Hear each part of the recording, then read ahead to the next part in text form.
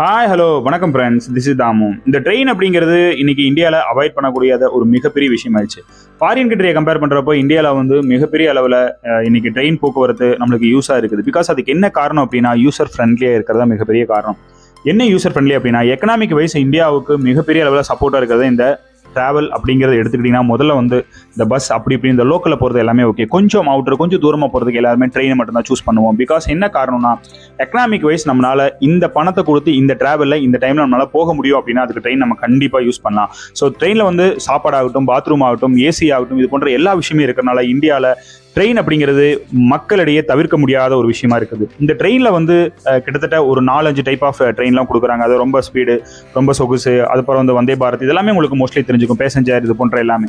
But நம்ம காமனாக எல்லாருமே யூஸ் பண்ணுறது இந்த பேசஞ்சர் ஆகட்டும், அப்புறம் இந்த ஸ்லீப்பர் ட்ரெயின் அப்படிங்கிறத அதிகமாக நம்ம யூஸ் பண்ணிட்டு இருக்கோம். அப்படிலாம் பார்க்கும் பொழுது இந்த சென்னை போன்ற புறநகரில் வந்துட்டு இந்த பேசஞ்சர் ட்ரெயின் அதிகமாக யூஸ் பண்ணிட்டு இருக்காங்க.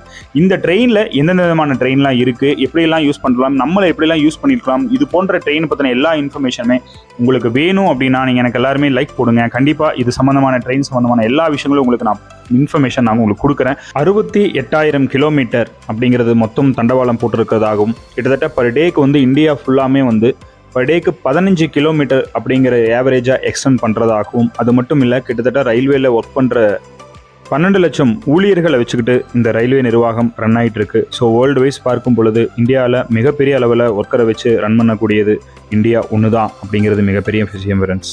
தேங்க்யூ.